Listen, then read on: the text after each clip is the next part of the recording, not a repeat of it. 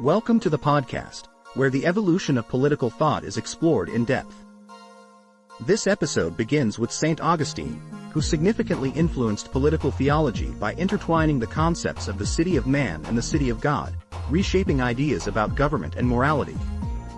Next, Thomas Aquinas integrates Aristotle's philosophy with Christian doctrine, introducing the notion of natural law and emphasizing the common good as essential for governance. William of Ockham then presents a radical shift in thought by challenging established ethical standards, asserting that morality is defined solely by God's will. This perspective marks a pivotal moment in the evolution of political philosophy. Finally, Nicollo Machiavelli introduces a pragmatic approach in The Prince, arguing that leaders may need to prioritize practical considerations over traditional morals to maintain authority. These thinkers collectively illustrate the dynamic evolution of political philosophy throughout history. Enjoy the episode, and be sure to subscribe for more informative discussions on key political ideas. All right, ready for this? Today we're tackling a question that has been around forever. Is the state a divine gift or a necessary evil? Ooh, that's a big one. It is. And to help us figure it out, we're going way back to the Middle Ages, to two of the biggest names in philosophy, St. Augustine and Thomas Aquinas. You know, those guys, their ideas are still surprisingly relevant today, even though they lived so long ago. Absolutely. Okay, so background time. Augustine's living in the Roman Empire, right? And it's literally falling apart all around him. You can imagine how that would shape his worldview. Total chaos, and he's turning to Christianity in the middle of it all. Yeah, that'll make you think about the state of humanity. Right. Then, fast forward like 900 years, and you have Aquinas. He's rediscovering all this ancient Greek philosophy, but through an Islamic lens. It's such a fascinating mix of influences. It really is. Their backgrounds definitely shape their thinking. You can't ignore the impact of their times. So how did these totally different contexts influence their ideas about government? Well, Augustine saw the fall of Rome firsthand, like the dark side of human nature up close and personal, how fragile political order really is. So he had a pretty, let's say, pessimistic take on whether humans can govern themselves. It's like he's watching Rome burn and thinking, yep, we need someone to keep us from destroying each other. Exactly. But then you have Aquinas. He's writing during this huge intellectual revival, rediscovering Aristotle, all these ideas about reason and virtue, but through Islamic scholarship, which was, at that time, way ahead. Wow, I didn't realize that.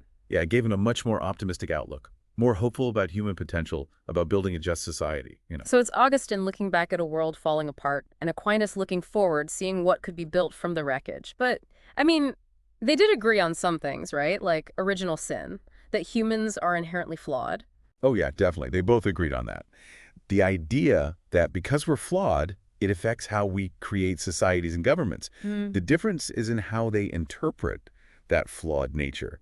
And for Augustine, it really comes down to this concept of lust. Hold on, wait. When Augustine says lust, he doesn't just mean, like, the obvious stuff, does he? He kind of takes it to another level. He uses lust to mean any sort of disordered desire, craving for power, possessions, status, anything that pulls you away from God and towards selfish stuff. So that's the root of conflict for him. Exactly. That disordered desire leads to chaos, conflict, and ultimately civilizations collapsing. So it's not just a few bad apples. He's saying this lust is built into us, something we're constantly struggling with. Exactly. And that's where Augustine thinks the state comes in. He doesn't see it as some perfect system for everyone to thrive. He sees it as a necessary evil, something God put in place to restrain our worst impulses. So, like, if humanity is a playground full of kids about to start a brawl, the state is that teacher laying down the law. That's a perfect way to put it. Keep everyone in line, even if it means punishment. And don't forget, Augustine believes in predestination too. Oh, right. God already decided who's saved and who isn't. So, earthly achievements, creating a perfect society, not really that important to him. So for Augustine, the state isn't about creating utopia. It's about maintaining order in a world that's already messed up. But hold on, didn't he also say the state is a divine gift? That seems a bit contradictory given how gloomy he is. It does, doesn't it? But for Augustine, the gift part is in the stability and order the state provides, even if it comes from force and threats. A way to ensure some kind of peace and justice, at least here on Earth. And he thought monarchy, even a flawed one, was the best way to get that stability. So even though the state exists because we're flawed, it's also kind of a blessing because it stops us from total anarchy. Exactly. It's what holds us back from our worst selves. Wow, that's pretty bleak. But okay, enough doom and gloom. Let's talk about Aquinas. He seems like a completely different character, right? Totally. Aquinas, drawing from Aristotle, had a much brighter view of human potential. He believed we're capable of reason, virtue, cooperation, not just inherently bad and waiting to be punished. Right, and that's where his famous idea of natural law comes in. We all have this built-in sense of right and wrong, thanks to God, right. Exactly. That natural law, that moral compass, it's not just random rules. It's a reflection of God's eternal law that governs everything. And for Aquinas, it's not just about avoiding bad stuff. It's about actively pursuing good, trying to live a virtuous life. So, unlike Augustine, who's all about holding back our bad impulses, Aquinas thinks the state can help us become better people. Exactly. That's the key difference. Augustine focuses on restraining us.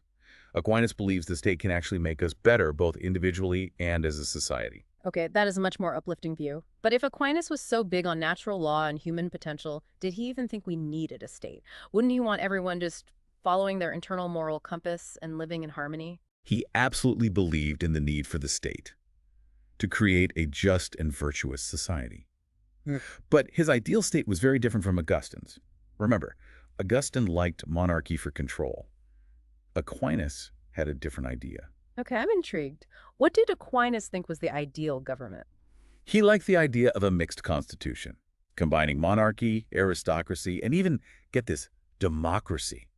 He thought this blend would prevent tyranny and give citizens a voice. Wait, democracy? Back then, that's pretty radical for the 13th century. So he wasn't just a philosopher, he was a revolutionary too. In a way, yes. He challenged the whole idea of absolute monarchy. He wanted a system where people had a say. And get this, he even thought people had the right to overthrow a tyrannical king. Well, that's a bold statement even today. He wasn't afraid to make waves. He wanted a just and balanced society, and he wasn't afraid to challenge those in power to get it. Okay, this is all super interesting, but let's bring it back to the present. Do we see echoes of Augustine and Aquinas in how we think about government today? Are their ideas just history, or do they actually matter in the 21st century? I think they're more relevant than ever. This back and forth between Augustine's warnings and Aquinas' optimism is present in almost every political debate today. Like how we're always trying to balance security and freedom, individual rights and the common good. It's like we're stuck between wanting stability and wanting a more just society. That's exactly it. It's a tension that's probably always going to be there as long as humans are in charge. The source material even ends with a big question about this very thing. It asks if all the political instability in the world, does that prove Augustine was right? About human nature being messed up, I mean. Yeah, it's a tough question to ignore with everything going on. Wars, political divides, social unrest. It feels like things are pretty shaky sometimes. It's easy to look around and think, well, Augustine called it, humans are selfish, we're going to mess things up, and we need a strong hand to keep things from falling apart. Right. But Aquinas gives us another way to look at it, and I think it's important to remember that. Oh, yeah, totally. What would Aquinas say about all this? He'd probably say that all this chaos, it's not because we're inherently bad. It's part of the process of trying to build that just and virtuous society he talked about. Like maybe these upheavals are just growing pains, signs that we're moving, even if it's messy, towards something better. So not giving up on humanity just yet. Exactly. Aquinas reminds us that justice is a process, and it takes constant work, always being vigilant. And he gave us a framework for how to build that better society, based on reason, virtue, the common good. So it's not, oh, Augustine was right, we're doomed. It's more like, okay, we're not there yet, but we're trying and we're learning from our mistakes. Exactly. And honestly, I think that's a much more empowering way to look at things. It's not about embracing authoritarianism. It's about rolling up our sleeves and trying harder to create a world where everyone can thrive. I like that. It's hopeful. And it reminds me that even though Augustine and Aquinas had really different ideas, they both cared about the same thing. They did. Human well-being. Yeah. They just had different ideas on how to get there. Right. And their ideas, they're really helpful for understanding politics, both back then and now. Okay, so let's dig a little deeper into their toolboxes then. We've talked about Augustine and restraint, Aquinas and virtue. What about leadership? How did those views play out in their ideas about good leaders? Well, Augustine, he was all about order, right? Right. So he thought you need a strong, decisive leader, even if they're not perfect, to prevent chaos. He saw leadership as a necessary evil, a tough job someone had to do to keep society from falling apart. So would Augustine be a fan of those tough guy leaders? The ones who promise to restore law and order, even if it means bending the rules? He might, especially if he felt like society was about to collapse. Remember, for him, the ends justified the means when it came to order. He saw what happens when things descend into anarchy.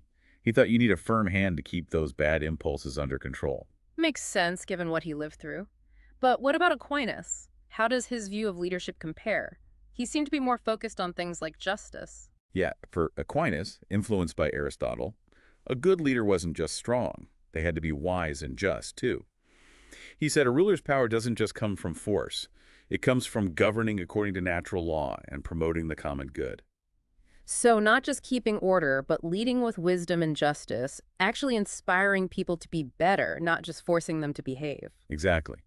And he thought the best way to achieve this was through that mixed constitution we talked about, the monarchy, aristocracy, democracy combo, to balance power, prevent tyranny, and make sure leaders actually represent the people. So it's Augustine saying, we need a strong leader to save us from ourselves, and Aquinas saying, we need a just leader to guide us towards a better world. That sums it up pretty well, and I think both perspectives are relevant today. We need leaders who can make tough choices and keep things stable, but also leaders who are dedicated to justice, fairness, and taking care of everyone. That makes a lot of sense, but it brings up a question I've been wondering about. If Augustine's state is about order and Aquinas is about justice, how do we choose which one to prioritize? Like, when does security become more important than fairness, or the other way around? The million-dollar question. It's been debated for centuries, and there's no simple answer. Every society has to figure out that balance. So it's this constant tension between these two important values, like trying to find the sweet spot where security and justice can both exist. Exactly. And that sweet spot, it's going to be different for every society. Yeah. There's no one-size-fits-all solution. What works in one place might not work somewhere else. So we need to be flexible, go with the flow. Yeah, adaptable. Yeah. And willing to have tough conversations about what we value and what our priorities are. We need to ask hard questions like, what are we willing to give up for security? And where do we draw the line on individual freedom when we're trying to achieve the common good? Those are some deep questions, and it seems like they're even more important now with all the changes brought on by technology. Absolutely. Technology adds a whole new layer of complexity to these old debates. Well, I guess that's a discussion for another deep dive. But I think we've given our listeners plenty to think about for now. We definitely have. And I hope it sparks some curiosity, maybe even some healthy debate. Me too. Because at the end of the day, that's what Augustine and Aquinas were all about. Thinking critically, challenging assumptions, and tackling the big questions that shape our lives and our societies. So yeah, technology definitely changes things. It adds a whole other layer to these ideas from Augustine and Aquinas. For sure. It's interesting to think about how their philosophies would apply to, like, the digital age and everything. Okay, let's start with Augustine. If he could see our world today, what do you think would freak him out the most about our tech-driven lives? Well, Augustine was pretty skeptical of human nature, right? Like, he thought we can't really control ourselves, and chasing worldly desires just leads to sin and corruption. So I think he'd be really worried about how addictive technology is. Yeah. Social media, video games, all those things designed to keep us hooked. Exactly. Those technologies, I mean, they have some good things about them, but they also exploit our weaknesses. They feed into that need for instant gratification, validation, distraction. Augustine would probably see it as a modern version of that lust he was talking about, like a disordered desire that makes us slaves to these fleeting pleasures and pulls us away from what really matters. So instead of fighting temptation in the real world, we're battling it in the digital world now. Yeah, and Augustine might say that all this information overload, all the stimulation, it makes it harder to focus, to think deeply, to reflect. And those things are essential for spiritual growth and, figuring out right from wrong. He'd be telling us to unplug way before digital detox became a thing. Totally. Yeah. I can see him urging us to be more disciplined, more intentional with technology, not letting it control us. Okay, that's Augustine's take. What about Aquinas? What do you think he'd make of our relationship with technology? Aquinas was more optimistic about human potential, right? He saw reason as this gift from God, something we could use to understand and shape the world.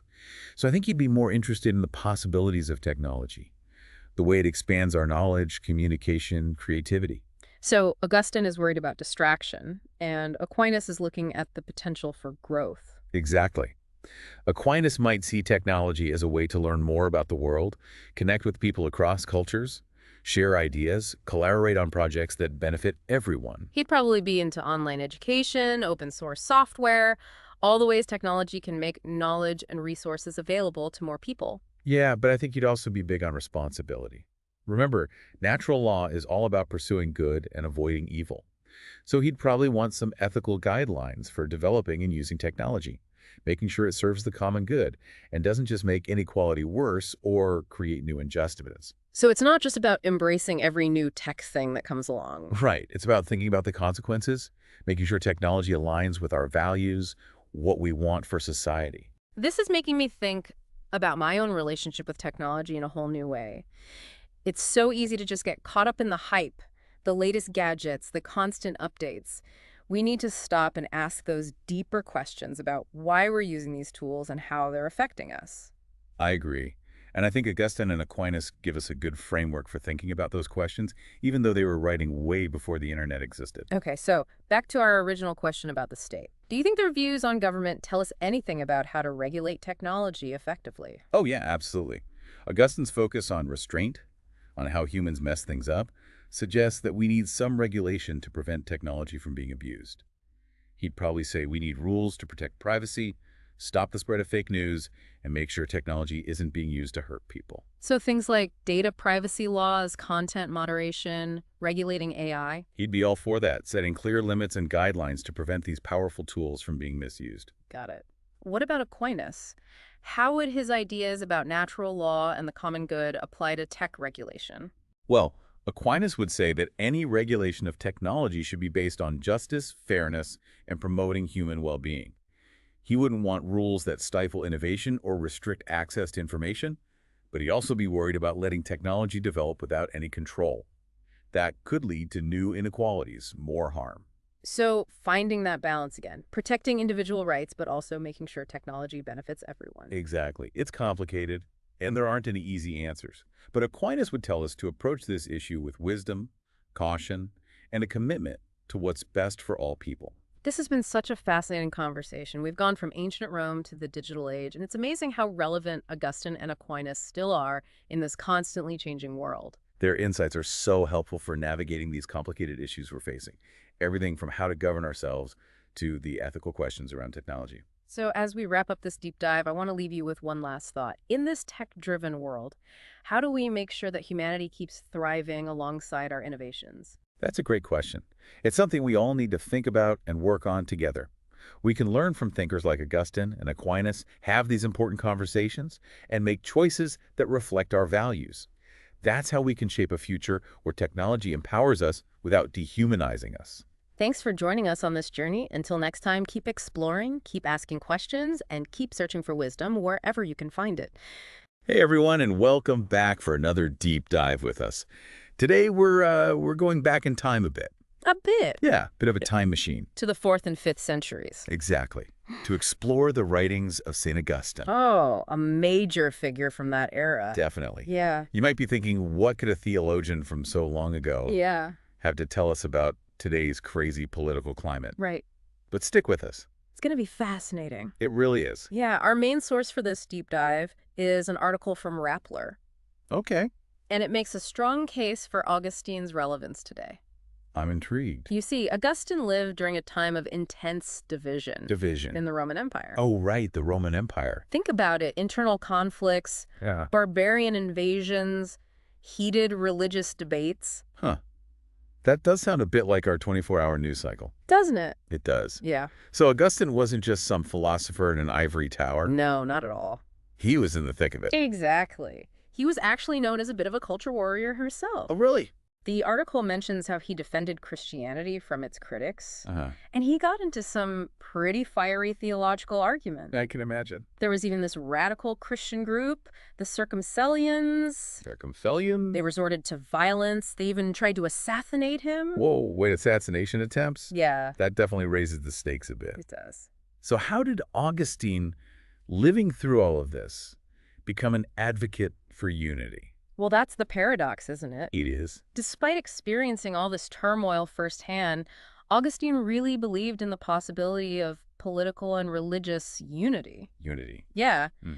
In his book, City of God, he describes this vision of a commonwealth where people are united not necessarily by shared beliefs, Okay. but by what he calls common objects of love. Common objects of love. I like that. It sounds a lot more achievable than getting everyone to agree on everything. It does, doesn't it? It does.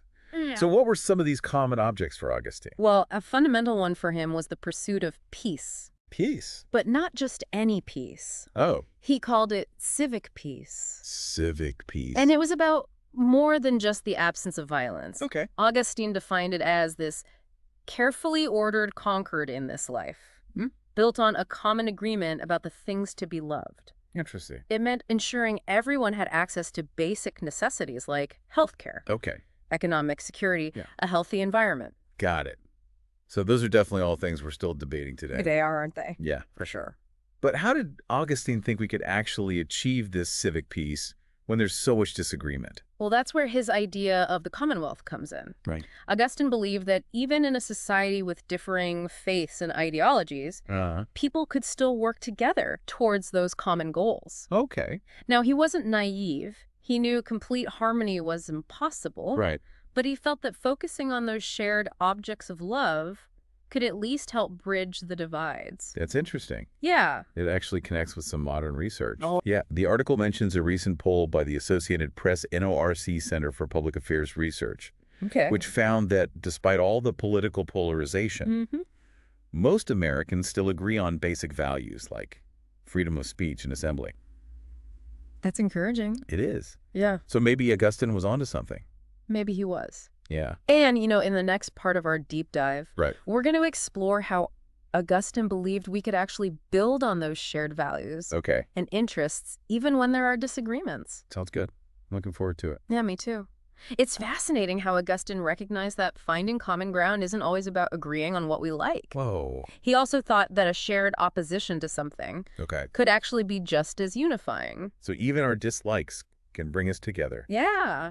That makes sense, I guess. Especially in today's world where it feels like everyone's always arguing. Right. Yeah. The Rappler article connects this to something the philosopher Kwame Anthony Appiah said. He pointed out that a lot of social movements don't start with everyone agreeing on some perfect world. Right. They often come from a shared no to injustice or oppression. Oh, I see. It's that collective resistance that brings people together initially. So it's like finding a common enemy. In a way, yeah. It reminds me of how people from different backgrounds and political beliefs came together to fight for civil rights Oh, right. or against dictators. Exactly.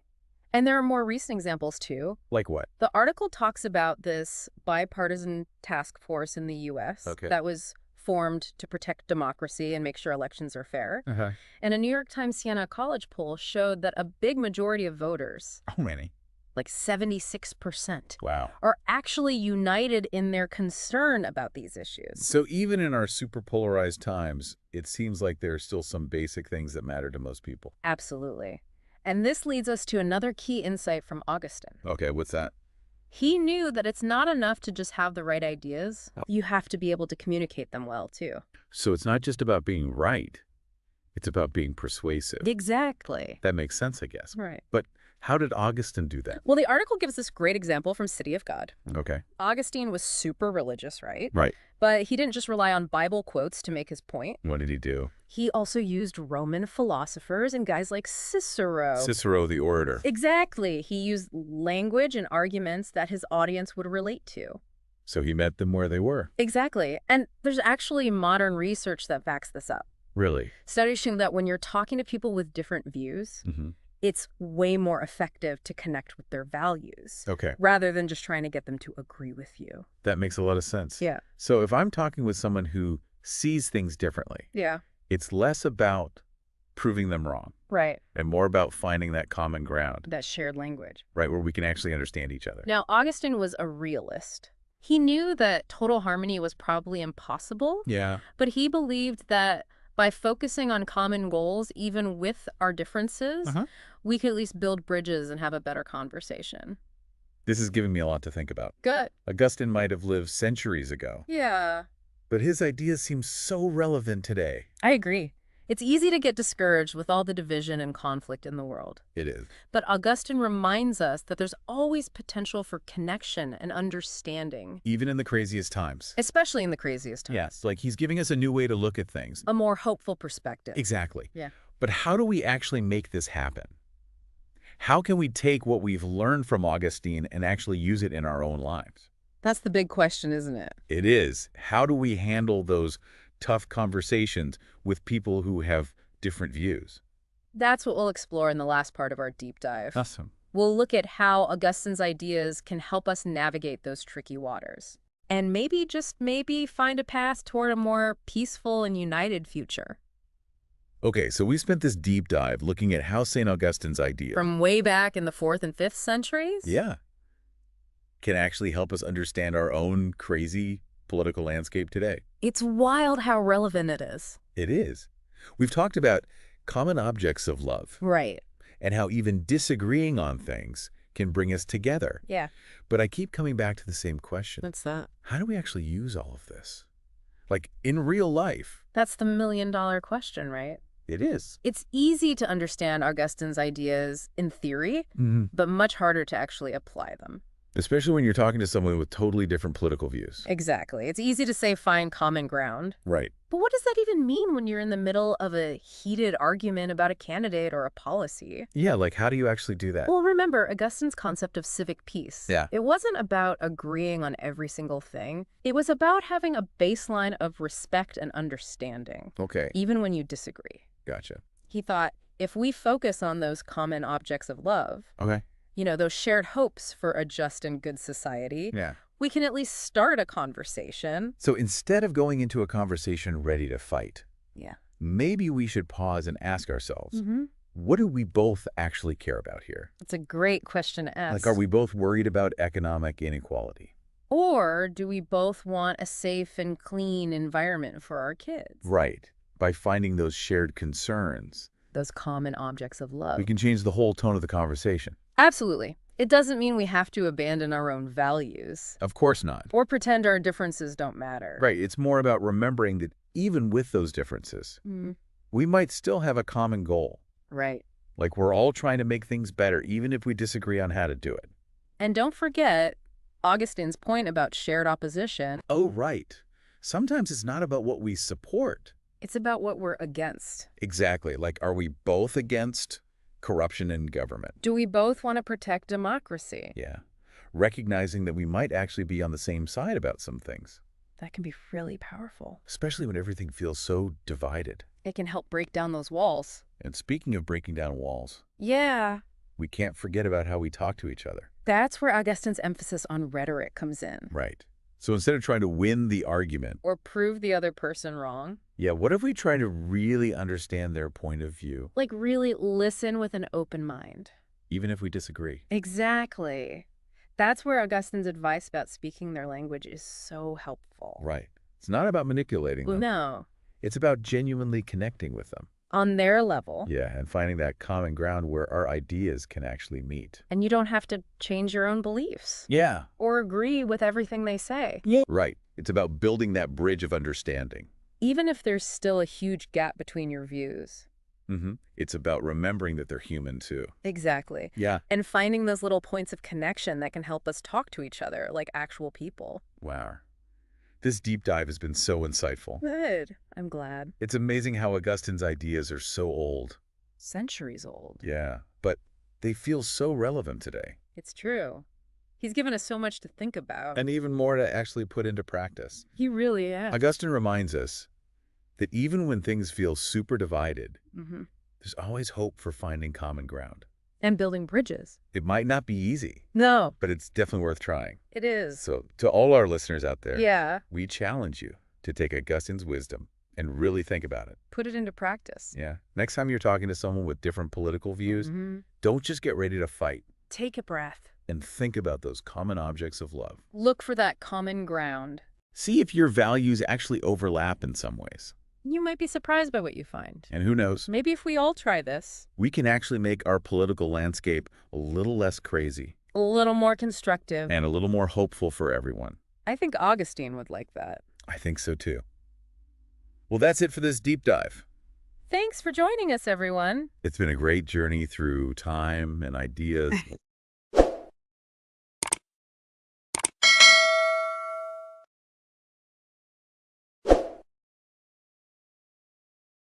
All right, let's dive into the mind of Nicollo Machiavelli, well, I guess you could say the OG political strategist. I mean, he's the guy everyone thinks of when you talk about power and those infamous Machiavellian tactics. But is it all as straightforward as his reputation suggests? That's the big question, isn't it? So let's set the scene. We're going back to 1513. Machiavelli, he was a high-ranking official in Florence, but then, boom, political upheaval, and he's kicked out. Exiled, sent to his farm. Yeah, exiled. And he's, well, I imagine he's feeling a little bitter, you know. I think it's safe to say he wasn't exactly thrilled about it. No, definitely not. And that's when he writes The Prince, right? Yeah. This guide to power. So what's he trying to tell us? What's the secret sauce to success in his view? Well, everything in Machiavelli revolves around this idea of virtue. Virtue, like being a good person. Not exactly. It's closer to skill, talent, effectiveness. It's more about having what it takes to survive and thrive in the cutthroat world of politics. So less about morality, more about being a political ninja. Yeah, more like that. And here's where things get tricky. Machiavelli never actually defines virtue. He uses the word like over 60 times in The Prince, but it's always a bit slippery, you know? So he makes us work for it. He does. He wants us to wrestle with it, figure out what it really means to be a leader who can actually get things done in a world that's constantly throwing curveballs. Okay, so there's this idea of virtue, but then he also talks a lot about fortuna. Right, fortuna. Luck, fate, chance. Machiavelli knew that luck plays a huge role in politics. Yeah, I mean, sometimes you're just in the right place at the right time, or sometimes everything falls apart no matter how carefully you plan. Exactly. But here's the catch. Machiavelli didn't believe in just sitting back and letting fate decide your destiny. He says a leader with virtue can actually shape their own luck. They can seize those lucky breaks, those windows of opportunity. Yeah, exactly, those windows of opportunity, which he calls occasione. So it's not just about being lucky, it's about being ready to capitalize on that luck. Right. Imagine like a sudden power vacuum when a world leader unexpectedly passes away. That's fortuna. But then a savvy politician steps up, seizes the moment, skillfully maneuvers their way to the top. That's virtù and occasione in action. So Machiavelli's saying luck matters, but what you do with it matters even more. Absolutely. And remember, he was writing during a time of, well, intense political instability in Italy. City-states were constantly vying for power. Alliances were shifting. Backstabbing was, pretty much standard operating procedure. It was a dangerous game. It was. Knowing when to seize the moment, when to make your move was critical, not just for success, but for survival. Okay, so we have virtù, this blend of skill and opportunism. But what's the end game? What's Machiavelli's ideal leader actually striving for? Yeah, what's the big prize? In Machiavelli's view, it's all about mantenere lo Stato, to maintain the state. To maintain the state. Okay, so that sounds pretty basic, right? It might sound simple, but it's more nuanced than just holding on to power for power's sake. It's about preserving the political order, ensuring stability, and yes, even promoting the well-being of the people. So it's like running a business. You're not just trying to keep the lights on, you're trying to grow, expand, build something that lasts. That's a great way to put it. Now, Machiavelli identifies two big no-nos for any leader who wants to mantenere lo Stato, being hated and being despised. If you want to stay in power, you can't afford to alienate the people you rule. Makes sense. Push people too far, and they'll eventually push back. And Machiavelli, he uses some pretty vivid examples from history to make this point, right? He does. He talks about Roman emperors like Antoninus, who was widely hated, and Pertinax and Alexander, who were despised.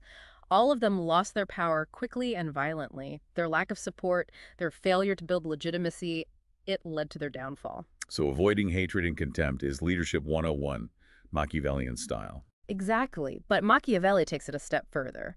Simply staying in power isn't enough. He was a true Renaissance man, right?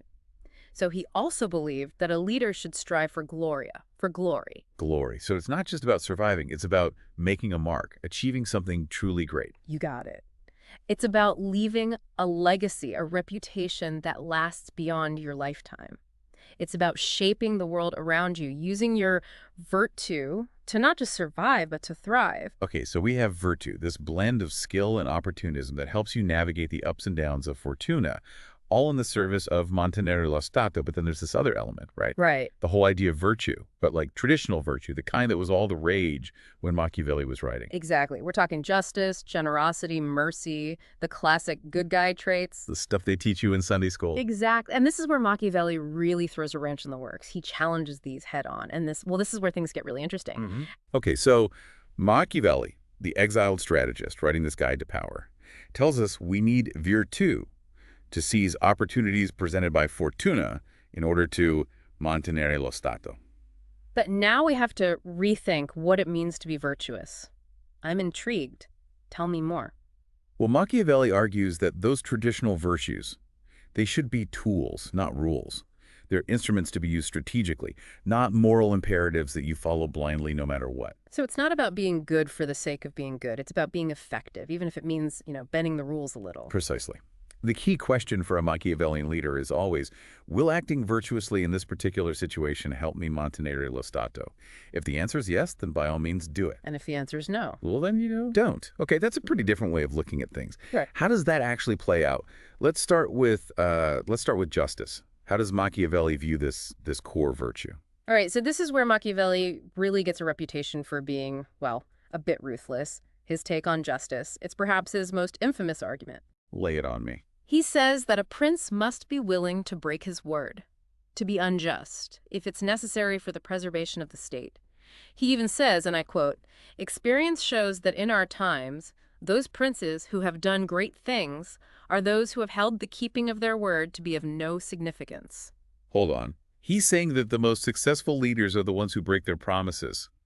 That's going to ruffle some feathers. He's definitely not preaching honesty for honesty's sake, but he's challenging this idea that a leader should always be bound by their word, no matter what the consequences. Interesting. But does he have, any examples of this? Or is it just a theoretical idea? Oh, he has examples. He even points to the Pope. The Pope? As someone who doesn't always keep his word. Well, he's saying that the Pope has achieved great things, and sometimes to achieve those things, well, promises have to be, let's say, reinterpreted. That's a bold example. Okay. So if he's willing to bend the rules on something as fundamental as justice, what about those other virtues, like generosity and mercy? His views on generosity and mercy, they're a bit more nuanced. It's not about being a heartless miser or a bloodthirsty tyrant. So it's not all bad. No, not at all. It's about challenging conventional wisdom, using these virtues strategically. Okay, I'm intrigued. I definitely want to hear more about that. All right, so generosity and mercy, these are big ones. I mean, they seem pretty fundamental to, being a decent human being. Right. But Machiavelli, he wants us to look deeper. Deeper. Yeah, deeper. He's saying what often looks like generosity, it's actually extravagance, the kind of reckless spending that can weaken a ruler in the long run. Okay, so not just showering everyone with gifts and favors all the time. Got it. Exactly. More like being a shrewd investor, knowing when to hold back, when to spend strategically. Machiavelli even uses King Louis XII of France as an example. King Louis XII, wasn't he considered pretty tight-fisted? He was. A lot of people saw him as miserly. But his careful management of resources, well, it allowed him to wage wars without crushing his people with taxes. So sometimes appearing stingy can actually be a sign of strength, of strategic thinking. That's pretty counterintuitive. It is. And his take on mercy, it follows a similar logic. He argues that what we often think of as mercy, it can actually be weakness, indecision, the kind that leads to chaos and instability. So sometimes you have to make tough calls, even if they seem harsh in the moment. Right. It's about recognizing that a show of force, even a seemingly harsh punishment, it can actually prevent greater suffering in the long run. Interesting. So you're saying that sometimes being merciful can actually do more harm than good. That's what Machiavelli's arguing. He even criticizes Scipio Africanus, the famous Roman general. Scipio, the guy known for his incredible victories and his mercy. The one and only. And Machiavelli says Scipio's leniency, his excessive mercy, well, it ultimately led to problems down the line. Interesting, huh? Definitely interesting. So Machiavelli's not afraid to challenge conventional wisdom. Okay, so we've got this idea that generosity and mercy, they need to be used strategically, not just blindly followed. But there's something else he mentioned earlier. Oh, right. Something about, reframing vices as virtues. That sounds pretty sneaky. It is a bit sneaky. Machiavelli was a master of rhetoric. He knew how to use language to persuade, to shape perceptions. So what's this reframing thing all about? He calls it paradiastole. It's this ancient rhetorical technique where you basically take a vice and dress it up as a virtue. Give me an example. Okay, so think about how politicians today might reframe tax cuts as economic stimulus or military intervention as peacekeeping. Ah, I see what you mean. It's all about spin, putting a positive gloss on something that might not be so positive. Exactly. And Machiavelli, he was a master of this. He used paradiastole to expose the hypocrisy of his time, to show how what people called clemency or liberality often masked actions that were actually harmful or self-serving. He's saying, look beyond the surface. Look at the actual consequences of these actions. Don't be fooled by appearances. That's pretty insightful. Okay, so we've talked about how these traditional virtues, they need to be wielded strategically. But how does this all connect back to, the big picture, to mantenere lo Stato, maintaining the state? Right. Well, Machiavelli was especially interested in the challenges faced by what he called new princes. New princes? Yeah, these are the guys who come to power not through inheritance, but through, conquest or political maneuvering, or maybe even just a stroke of luck. So not the born and bred royalty, but the upstarts, the disruptors. Exactly. And Machiavelli believed that these new princes, they had a much harder time than those who inherited their power. Oh. More resistance, more threats, this constant battle for legitimacy. It's like starting a business in a totally new market. You're up against established players. You have to fight for every inch of territory. Perfect analogy. And Machiavelli says, in this high-stakes game, you need to build strong foundations. Foundations? Yeah, not just grabbing power and hoping for the best, but securing your territory, creating alliances, building institutions that'll support your rule, and of course, mastering that all-important virtue. So it's like a giant game of chess. You're thinking several steps ahead, anticipating your opponent's moves, always ready to adapt. You're getting it. Yeah. And Machiavelli doesn't shy away from the tough realities of this game. He says sometimes a new prince might need to do things that would be considered, morally questionable in other circumstances. Okay, here come those Machiavellian tactics. The ruthlessness, the cunning, the do-whatever-it-takes mentality. Right, but it's important to remember that Machiavelli isn't advocating for cruelty or deception for their own sake. It's always about achieving that ultimate goal. Mantenere lo Stato. So it's all about context. What might look like a cold-blooded power grab to one person could be like a necessary act of survival to another. Yeah, precisely.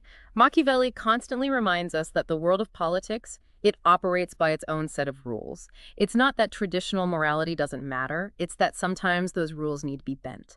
Sometimes you have to make hard choices, even if they go against your personal sense of what's right, because the survival of the state, the well-being of the people you rule, that's what ultimately matters most. So a leader's primary responsibility isn't to be good in the traditional sense. It's to ensure the survival and well-being of the state, even if that means making, some morally ambiguous choices along the way. You got it. And that brings us back to that core tension in Machiavelli's work, the tension between conventional morality and the demands of political reality. He's really making us think, isn't he? He is. He's forcing us to confront this uncomfortable truth that sometimes those two things, they're in direct conflict. A lot to process. Okay, so we've talked about those new princes facing unique challenges, the importance of virtue, this push and pull between morality and political reality. What else? What else does Machiavelli have to say about how these new leaders should operate on the world stage? Well, this is what I find really fascinating. Machiavelli doesn't just focus on internal affairs. He says, look, you need to understand the bigger picture, the geopolitical context. So it's not enough to just focus on your own little kingdom. You have to be aware of what's happening in the world around you. Exactly. Machiavelli believed that a wise prince, he needs to be constantly assessing strengths and weaknesses of other states, understanding their motivations, anticipating their actions. It's like a giant game of risk. But with real-world consequences. High stakes. High stakes indeed. You've got to be thinking several steps ahead, forging alliances, anticipating betrayals, always having a backup plan. Which sounds exhausting. It is. But Machiavelli, he offers some specific guidance on how to navigate this treacherous terrain. He says, for instance, a prince shouldn't just rely on one strategy. So what, don't put all your eggs in one basket? Exactly. You need to be able to use both force and diplomacy to achieve your goals. So you can be tough when you need to be, but you also need to know how to negotiate, how to build relationships. Right. And Machiavelli, he provides really practical advice on how to do both effectively.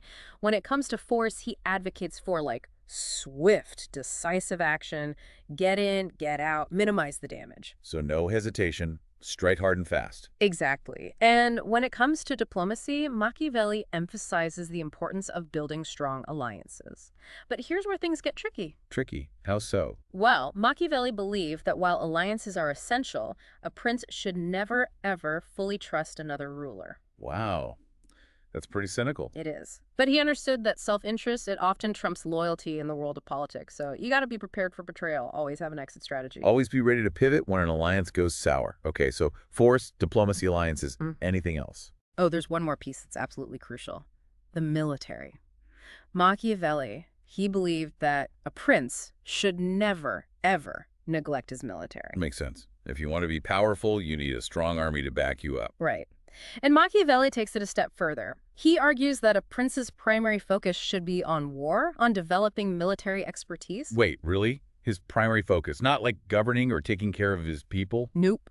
Machiavelli believed that a prince who mastered the art of war, well, he would be better equipped to handle all the other challenges of leadership. Interesting.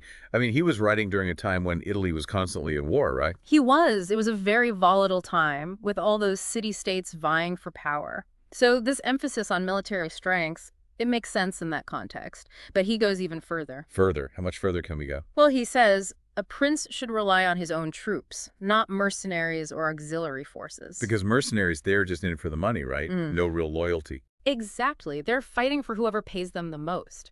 Machiavelli says a prince's own troops, they'll be more loyal, more reliable, more invested in defending their state. They have skin in the game. So building a strong, disciplined army is essential to maintaining power. But does Machiavelli get into, like, the nitty-gritty of warfare? Does he have any tactical advice? Oh, absolutely. Tons of it. Everything from choosing battlefields to managing supplies to treating prisoners of war. It's like he wrote a Renaissance-era military manual. He pretty much did. And one of the things he emphasizes is that a prince should never hesitate to completely destroy an enemy if given the opportunity. Wow. No mercy.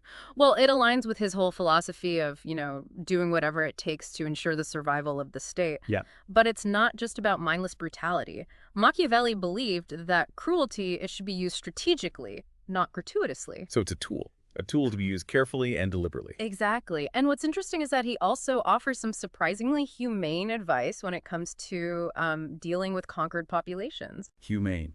From Machiavelli. I'm surprised. I know, right? But he argues that a prince should avoid excessive punishments, try to win over the hearts and minds of the people he's conquered. So it's not enough to just crush your enemies. You have to find a way to integrate them into your state. Exactly. Turn them into loyal subjects. Machiavelli understood that a stable and lasting regime, it needs more than just military might.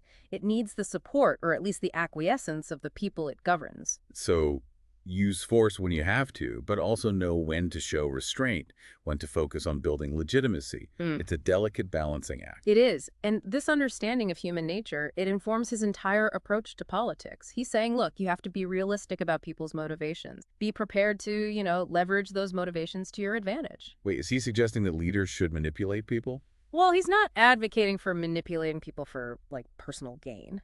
But he acknowledges that sometimes a leader needs to appeal to people's emotions, even their fears and prejudices, to achieve a greater good. Okay, now this is where things get ethically tricky. It sounds like he's justifying some pretty questionable tactics. It does, doesn't it? And this is one of the most challenging aspects of Machiavelli's work. He forces us to confront this truth, that sometimes the pursuit of power, it involves moral compromises. So is he saying that power is inherently corrupting? That's a big question. And it's one that Machiavelli doesn't shy away from. He understood that power is a double-edged sword. It can be used for good or for evil. It's up to each leader to decide how they'll wield it. We've covered a lot. New princes, military strategy, deception, human nature.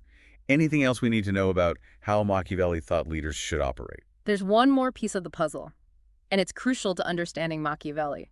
The power of appearances. So it's not enough to just be powerful. You also have to look the part. It's a bit more nuanced than that. Machiavelli believed that a prince needs to carefully cultivate his public image, project an aura of strength, confidence, even virtue. So it's all about putting on a good show, projecting the image of a leader who embodies the qualities people admire and respect. Exactly.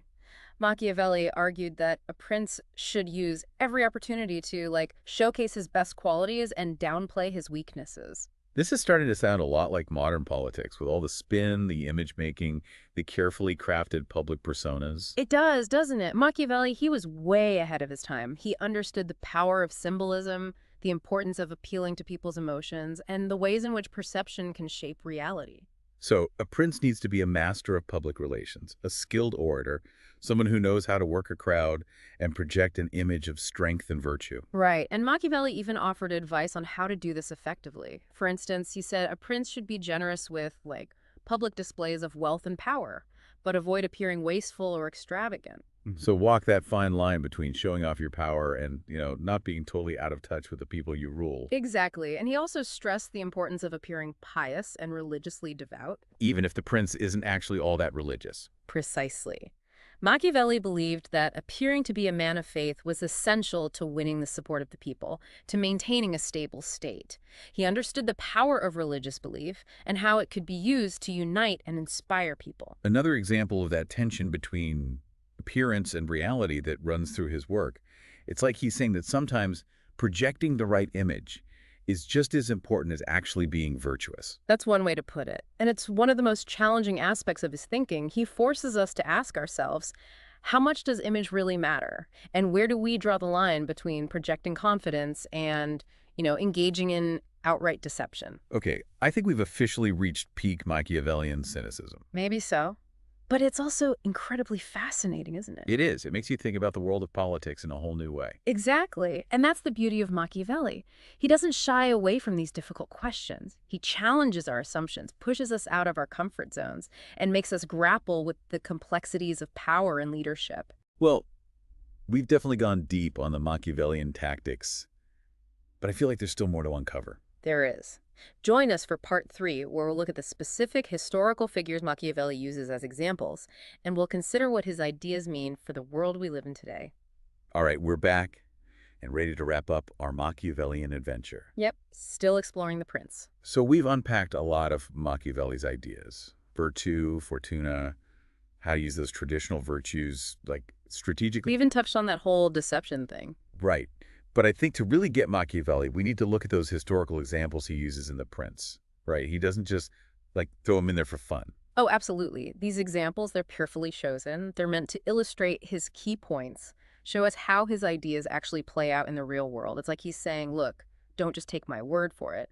See for yourself how these principles have shaped history. Okay, so who makes it into Machiavelli's, Hall of Fame or maybe Hall of Infamy? Well, one of the most famous examples is Cesare Borgia, also known as the Duke Valentino. Ah, Cesare Borgia. Now, he wasn't exactly known for being, a nice guy. That's an understatement. He was the illegitimate son of Pope Alexander VI, and let's just say he was a ruthless and ambitious guy. Built his own power base in central Italy during a really chaotic time. Sounds like a textbook Machiavellian prince. Yeah. Cunning, ambitious, willing to do whatever it takes to win. You could say that. Machiavelli, he was fascinated by Borgia, saw him as this brilliant strategist, a master of both military force and, that shrewd diplomacy. So Borgia was a walking case study in virtue. Pretty much. But Machiavelli also saw the limits of Borgia's approach. He pointed out that Borgia's power, it ultimately crumbled, and it's because he relied too heavily on his father's influence, on the fact that he was, the Pope's son. When his dad died, Borgia's support network, it just vanished, and that left him vulnerable. So even the most skilled Machiavellian prince can be brought down by, bad luck, a twist of fortuna. Exactly. It's a good reminder that you can't control luck, but you can prepare for it, anticipate those potential pitfalls, and use your virtue to navigate those challenges. Be ready to adapt, to pivot, to make the most of whatever situation you find yourself in. Right. And Machiavelli uses another historical figure to illustrate this point, Agathocles, the tyrant of Syracuse. Another ambitious, maybe morally ambiguous character. I got it. Agathocles, he was a commoner who rose to power through sheer force of will and, let's just say ruthlessness. He famously massacred the entire Senate of Syracuse to solidify his position. Okay, that's a bit extreme, even for Machiavelli. It is, but Machiavelli, he's not so much interested in passing judgment, he's analyzing effectiveness. And he acknowledges that Agathocles, he achieved some remarkable things, held onto power, expanded his territory, even repelled a Carthaginian invasion. So another example of virtue in action, even if the methods were a bit brutal. Right. But Machiavelli points out that Agathocles' success, it wasn't built to last. He never really established legitimate institutions. He never gained the true support of the people he ruled.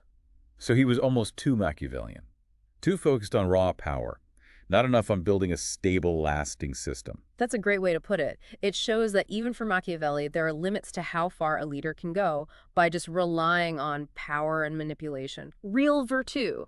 It also involves building institutions, cultivating loyalty, establishing a system that can outlast you. Okay, so we've got Caesar Borgia, the brilliant but ultimately flawed Machiavellian prince, and Agathocles, the ruthless tyrant whose success was built on, well, pretty shaky ground. Who else is on Machiavelli's list? Oh, he pulls examples from all over. Ancient Rome, the Italian Renaissance, even biblical stories. He was really good at using history to make his points come alive. It's like he's taking us on this tour through the history of power, pointing out the successes, the failures, the lessons we can learn from those who came before us. Exactly. And that's one of the most valuable things about reading The Prince. It's like a guidebook, but it's also a cautionary tale. It's saying, look, even the most cunning, the most ruthless, they can be undone by their own arrogance, their inability to adapt, or just, plain bad luck. So learn the how of power, but also understand the why and the when. And recognize that sometimes the best move is to show restraint, to be merciful, to build bridges instead of burning them. Couldn't have said it better myself. And this is why Machiavelli's work, it's still so relevant today. It's not just some dusty old book from the Renaissance. It's this timeless exploration of the dilemmas of leadership. The tension between doing what's right and doing what's effective, that never goes away. Never does. The world of politics, it's rarely black and white. It's full of gray areas, tough choices, situations where the right path, well, it's not always clear. And that's the challenge, isn't it? Having the wisdom to navigate those complexities, make those tough calls, and keep the well-being of the state in mind, even when it means making compromises. It's a heavy burden, but that's the nature of leadership. Well, I think we've all gained a much deeper understanding of Machiavelli and his ideas, how they still resonate today, even centuries later. We've explored virtue, fortuna, those controversial views on traditional virtues. We've talked about new princes, military strategy, deception, the power of appearances. It's been quite a journey. It has, and we've seen how Machiavelli used history to show us those potential pitfalls of both, like excessive ruthlessness and naive idealism. He really pushes us to think critically about power, about leadership, about that constant tension between morality and, well, just getting things done in the messy world of politics. Makes you wonder what Machiavelli would say if he could see the world today. Right. What advice would he have for leaders trying to navigate all the complexities of our modern world? Something to ponder. It is. And on that note, I think it's time to wrap up our Machiavellian deep dive. Thanks for joining us. It's been a pleasure. Until next time.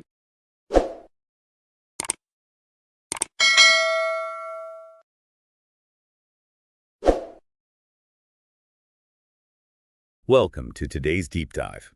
We're going on a journey to uncover the ideas of William of Ockham. This 14th century thinker really shook things up. And get this, his thinking wasn't just radical back then. It still echoes through history and even shapes how we think about science today. It's fascinating that Ockham was a Franciscan friar, a man of faith, yet he dared to challenge the core beliefs of his time. He was kind of a rebel in robes, wouldn't you say? Totally. He went up against big names like John Duns Scotus. Our sources even call him the father of nominalism. What does that even mean? It sounds kind of intimidating. It was a revolutionary concept. Nominalism basically says that abstract ideas like humanity or beauty, those things philosophers call universals, they don't actually exist as separate things. Ockham was adamant, only individual things are real. So instead of some big idea of chairness that all chairs share, they're just individual chairs, each one unique. Precisely. And you know what? This seemingly simple idea had huge implications. It totally changed how people understood the world and categorized things. Okay, before we dive too deep into abstract concepts, let's step back for a second. Can you paint us a picture of William of Ockham as a person? Who was he beyond the philosophy and radical ideas? Well, he was born in the late 13th century in England. Ockham was a Franciscan friar known for his sharp mind. He wasn't afraid to jump into heated debates and challenge established figures. In fact, he even got into hot water with the church for some of his views. Oh, that sounds juicy. We'll have to get to that later. But first, let's talk about this Occam's razor thing. Uh-huh. It sounds kind of dangerous. It's not dangerous at all. It's a principle of simplicity. It's actually one of Occam's most famous contributions. It's the idea that when you have multiple explanations for something, the one with the fewest assumptions is probably the most accurate. So it's like a mental decluttering tool. Keep it simple, and you're closer to the truth. Exactly. It's a timeless way to cut through all the noise and get to the core of an issue. And the amazing part is it's still super relevant today. Scientists use it to design experiments. Detectives use it to solve crimes. It's a powerful tool for anyone who wants to think clearly. Can you give us a real-world example? How would Occam's razor work in a situation we might face? Well, imagine you can't find your keys. One explanation is you just misplaced them somewhere in your house. Another is that a mischievous fairy snuck in and hid them. Which one seems more likely based on what you know about the world? Okay, I see your point. The mischievous fairy is a bit far-fetched. It's probably more likely that I just need to retrace my steps. But how does this connect to his bigger ideas? It really reflects his whole approach to knowledge. Occam was all about stripping away unnecessary assumptions and focusing on what you can actually observe. It's the same approach he used to reject universals, those abstract concepts that dominated medieval philosophy. So he was all about grounding knowledge in real, tangible experiences, not theoretical concepts. Exactly. And this leads us to another really interesting part of his thinking. His views on God and what he called contingent things. Let's unpack that. What did Occam have to say about the divine and how it relates to us? He believed that God is the only necessary being, meaning God's existence is self-evident. It doesn't depend on anything else. But everything else in creation, that's what he called contingent. Contingent meaning? Meaning it depends on something else for its existence. Occam believed that everything we experience ultimately relies on God for its being. So are you saying that we're all connected, but not directly to each other? Our main connection is to God, and that's what gives us existence. Yes, you've got it. And because of this dependence on God, Occam believed that individual things have no real connection to each other, only to the divine. This ties back to his rejection of universals. If everything ultimately comes from God, there's no need for those big unifying concepts. This is starting to feel like a big puzzle. His ideas about individual things, God, and his rejection of universals all fit together. But this had to be a pretty radical view for his time, right? Challenging those core beliefs couldn't have been easy. You're right, it wasn't. In fact, his emphasis on experience as the basis of knowledge was groundbreaking, and it caused a lot of controversy. Now we're getting to the good stuff. It gets even more interesting. Occam truly believed that real knowledge comes from observation and evidence. This was a revolutionary concept, and it actually planted the seeds for the scientific revolution centuries later. So he was like a philosophical trailblazer for figures like Galileo and Newton, paving the way for their focus on experiments and observation. Yes, in many ways he was. His emphasis on direct experience and minimizing assumptions was a radical shift from how most people thought about knowledge back then. It's incredible how one person's ideas can have such a huge impact on history. But wait, didn't we mention earlier that Occam had some trouble with the church? What exactly went down? Well, his ideas were seen as a direct challenge to the church's authority and its traditional beliefs. Imagine saying that universals don't exist when so much of church doctrine relied on those very concepts. Uh-oh, that sounds like a recipe for disaster. He was stepping on some toes, wasn't he? He definitely was. And it didn't help that he also questioned the church's political power. He was a big advocate for the separation of church and state, which we take for granted today. But back in the 14th century, that was a very radical idea. So he wasn't just a philosophical rebel, but a political one too. No wonder he faced accusations of heresy. Talk about standing up for your beliefs. His story really highlights how groundbreaking ideas often come with a price. But despite the controversy, his influence on Western thought is undeniable. His legacy is truly immense. Speaking of his legacy, what impact did this razor-wielding, universal-smashing friar have on the world? We've touched upon it, but I'm curious to hear more specifics. His ideas had a lasting impact on Western thought. They shaped science, political philosophy, and even ideas about individual liberty. It's amazing how his thinking, coming from a medieval world, still resonates with us today. That's a perfect segue into the next part of our deep dive. We've covered a lot of ground. Occam's background, his famous razor, and his views on universals and the divine. Now let's explore how those ideas spread through history and left their mark on our world. I'm excited to explore that further with you. Be sure to join us in the next part, where we'll unpack how Occam's thought shaped Western intellectual history and continues to influence us to this day. Welcome back to our exploration of William of Occam's world. It's amazing to think how this 14th century friar's ideas are still so relevant today. I know, right? It's remarkable how Occam's impact wasn't just in philosophy. It spread to science, politics, the whole idea of individual liberty. This whole idea of Ockham as a proto-scientist really fascinates me. What about his thinking set the stage for the scientific revolution? Did he, do experiments or something? Well, not experiments in the way we think of them today, but his focus on experience as the basis for knowledge, that was huge. Back then, most knowledge came from ancient philosophers or religious texts. Right, so instead of just taking their word for it, Ockham was all about observing the world firsthand and drawing conclusions from what he saw. Exactly.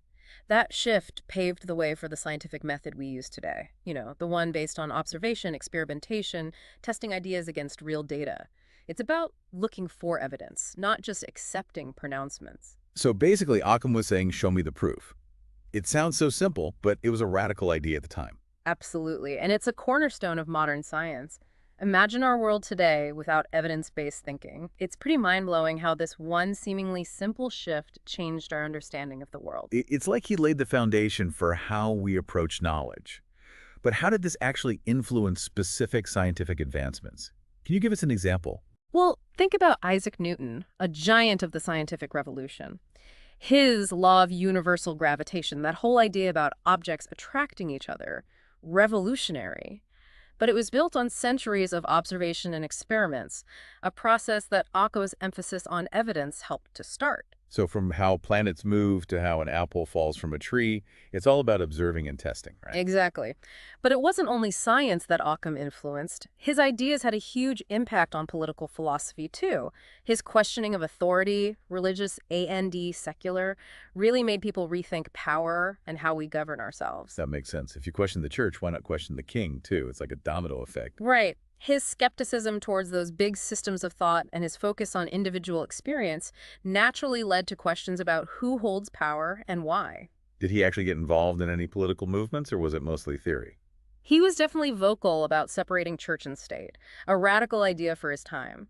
He believed the church shouldn't hold political power and individuals should have the right to govern themselves, free from outside influence. Wow. That's incredible. We're still grappling with these ideas today. He was way ahead of his time. He truly was, and those ideas of individual freedom and limited government really resonated with thinkers throughout history. John Locke, a major figure in the Enlightenment, drew on a lot of Occam's ideas, and Locke's work went on to influence modern democracies. It's amazing to see that lineage of thought. So it wasn't just theory. His ideas had a real impact on how societies were structured and governed. Definitely. And that focus on individual experience also helped people recognize individual rights and freedoms. It's like he helped shift the focus from the group to the individual, laying the groundwork for a society based on rights, not just the collective. It's fascinating how these threads, science, politics, individual liberty, all come back to Occam. He was a true pioneer. It really shows how powerful ideas can be, They cross boundaries and shape history. Sometimes just one spark can start a whole fire of change. It sounds like even though his biggest impact came later, he still stirred things up while he was alive. Oh, definitely. He was controversial, a real thorn in the side of the establishment. His ideas resonated with people who were already questioning authority and wanted more autonomy. Pretty amazing how this one friar, tucked away in a monastery, could spark such big debates. Can you give us an example of how his ideas played out in real life during his lifetime? How did he actually rock the boat, so to speak? Well, one interesting example is the conflict between Pope John the 22nd and the Franciscan order. Ockham, being a Franciscan friar, was right in the middle of it. The Franciscans, they believed in poverty and simplicity, which clashed with the Pope's lavish lifestyle and his claims to political power. Ah, so it was more than just theology. It was a power struggle, a clash over wealth within the church itself. Exactly. And Occam's ideas about separating church and state, along with his criticisms of the church's wealth, were incredibly relevant to this whole conflict. So he wasn't just writing about this stuff, he was living it. Precisely. His writings and arguments gave support to those who were already critical of the Pope, which fueled the debate and highlighted those tensions within the church. It's inspiring to see him put his principles into action, even when it meant going up against powerful figures. Talk about standing up for what you believe in. It really shows his courage and the power of ideas to inspire action. And as we've seen, those actions can have ripple effects that last far beyond a single lifetime. I have to say, my admiration for William of Ockham just went up a notch. He wasn't just a brilliant thinker. He was a man of action who actually fought for what he believed in. Absolutely. That's what makes his story so compelling. A brilliant mind who wasn't afraid to challenge authority and whose ideas still resonate today. Yeah, I'm curious. If Ockham were alive today, walking around in the 21st century, what would he think of our modern world? Would he be impressed, horrified, or maybe a bit of both? That's the big question, isn't it? It's impossible to know for sure, but we can use what we know about him to imagine how he might react to our advancements and all the dilemmas we face today. Let's do it. Let's put on our imagination hats and picture Ockham in the 21st century. What would he make of our scientific progress? Would he be blown away by our technology? Oh, I think he'd be fascinated by how far we've come in understanding the natural world. Remember, he was all about observation, so he'd probably love our ability to observe distant galaxies, manipulate genes, explore the human brain. It's incredible. I could just picture him geeking out over the James Webb Space Telescope, sending back those amazing images from the edge of space. It'd be like a dream come true for someone who valued observation as much as he did. For sure. But while he might celebrate our achievements, I don't think he'd shy away from pointing out the potential downsides. He was always cautious about human fallibility and the dangers of unchecked power. Ah, right. Progress has a dark side, too. It's like we've unlocked this incredible potential, but we haven't always figured out how to use it responsibly. That's exactly it. He'd probably be concerned about things like algorithms making life-altering decisions or big corporations knowing more about us than we do ourselves. It's easy to see how those situations could lead to abuses of power. And with his passion for open debate, he probably wouldn't be too thrilled about how technology can be used to manipulate information and sway public opinion. Oh, absolutely. I think he'd be troubled by echo chambers and the spread of misinformation online. It's a real problem. It's like the digital age gave us these amazing tools, but also created new challenges. It's harder than ever to tell what's true. And that's where Occam's idea of critical thinking is so important. I think he would tell us to be very careful, to question everything we see and hear, and to seek out diverse perspectives. So how do we cultivate that Occam-inspired skepticism when we're bombarded with information from all sides? It's so easy to just go with whatever seems most convincing or fits with what we already believe. It's tough, but I think Occam would offer some timeless advice. First, be aware of your own biases. Recognize that you have preconceived notions, and those can influence how you see things. So take a moment to say, okay, what am I bringing to this? How are my own beliefs affecting my perception? Exactly. Then, look for information from different sources. Don't just rely on one news outlet or social media feed. Look for diverse perspectives, even those that challenge your views. It's about getting the whole picture, right? Right. Then, you have to evaluate those sources. Who's giving you this information? What's their agenda? Are they using credible evidence? You have to ask the tough questions to figure out what's real and what's not. So it's not about rejecting everything. It's about being skeptical and looking for evidence, like being a truth detective. That's it. I also think Occam would want us to have respectful dialogues with people who have different views. He believed that debate is crucial for finding truth. So it's not about silencing opposing views, but engaging with them thoughtfully, even when we disagree. Precisely. It's about listening, trying to understand, and being open to changing our minds when there's good evidence. Wow, this has been quite a journey. We've gone from medieval philosophy to modern science, political theory, and even the ethical issues we face today. It's amazing, isn't it? These intellectual giants offer new perspectives, challenge our assumptions, and inspire us to think more deeply about our lives and the world around us. But you mentioned earlier that Occam might have some concerns about the modern world, even with all our advancements. Yes, he was a brilliant mind, but also very cautious and thoughtful. I think he'd definitely point out some areas where we might be going wrong. So in our final segment, let's explore those potential downsides of progress. What do you think would keep William of Ockham up at night if he were alive today? That's a great question. Get ready to put on your Occam thinking caps as we delve into the challenges we face in a world shaped by his very own ideas. Welcome back to the show. This deep dive into William of Ockham's world has been quite a ride. From medieval times to modern science, his ideas are still making waves. It's a testament to the power of critical thinking. That Occam-style focus on questioning assumptions and looking for evidence. That's so important today, especially with all the complexity and rapid change in our world. But you hinted earlier that Occam might have some reservations about our modern world. Yeah. Even with all the progress we've made. What downsides do you think he might have predicted? Well, remember, Occam wasn't all about embracing experience and observation. He was deeply concerned about ethical issues, too. He recognized that even the brightest minds can be biased, and even well-intentioned actions can have unintended consequences. So it's like we've achieved so much, but we don't always know how to handle it responsibly. That dark side of progress, right? Exactly. I think Occam would be particularly worried about knowledge or technology being concentrated in the hands of just a few. It could lead to abuses of power or a disregard for individual rights. He was a big advocate for individual liberty and limited government, after all. That makes a lot of sense. I bet he'd be concerned about things like algorithms making decisions that impact people's lives, or powerful companies having more information about us than we do ourselves. Those scenarios could easily become examples of power without accountability. Absolutely. I think he'd also be worried about technology being used to manipulate information and influence public opinion.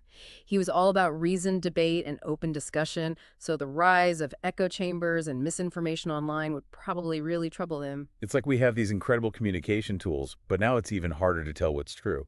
It's true. This is where Occam's emphasis on critical thinking is so crucial. I think he'd tell us to stay vigilant, question what we see and hear, and seek out different perspectives. But how do we cultivate that kind of skepticism, that Occam-inspired approach, in a world where we're bombarded with information from all directions? It's so easy to just accept whatever seems convincing or already aligns with what we think. It's a real challenge. But I think Occam would give us some timeless advice. First, be aware of your own biases. Recognize that you have preconceived ideas, and those can really shape how you see things. So it's about taking a step back and asking yourself, okay, what baggage am I bringing to this? How are my beliefs affecting how I'm seeing this situation? Exactly. And then try to find information from various sources. Don't rely on just one news outlet or social media feed. You've got to look for diverse perspectives, even those that challenge your own. You need to get the whole picture, not just a narrow slice. You've got it. And then really evaluate those sources. Ask yourself, who's presenting this? What's their motive? Are they using solid evidence? Ask those tough questions to separate truth from fiction. So it's not about rejecting everything outright, but about using a healthy dose of skepticism and looking for evidence, like being a detective for the truth. Yes, exactly. Yeah. I also think Occam would encourage us to have respectful conversations with people who have different viewpoints. He believed that honest debate is essential for finding the truth. That means not shutting down opposing views, but engaging with them thoughtfully, even when we disagree. Yes, that's it. It's about listening, trying to understand, and being open to changing our minds when presented with strong evidence. Wow, this deep dive into William of Ockham has really given me a lot to consider. It's not just history and philosophy, it's about applying those ideas to our lives today to become more thoughtful and discerning. It's so fascinating to explore these great thinkers, isn't it? They give us new ways of looking at things, challenge what we think we know, and inspire us to live more intentionally. So to wrap up, what's the main message you hope our listeners will take away from this exploration of William of Ockham? I want them to remember that Occam's legacy isn't just about his razor or a set of philosophical ideas. It's about a way of thinking, a commitment to critical inquiry, a willingness to challenge assumptions, and a deep concern for the ethics of our actions. It's about being curious and discerning. In a world full of information overload, complexity, and competing narratives, that message couldn't be more timely, right? You're absolutely right. So next time you're facing a tough decision or a complicated issue, think of William of Ockham. Ask yourself, what are the basic facts? What assumptions are being made? And most importantly, what are the ethical consequences of my choices? It's about embracing that spirit of questioning and using our knowledge and critical thinking skills to make the world a better place. Thanks for joining us on this incredible deep dive. The pleasure was all mine. And to our listeners, keep questioning, keep exploring, and keep using your minds to make the world a more thoughtful and just place.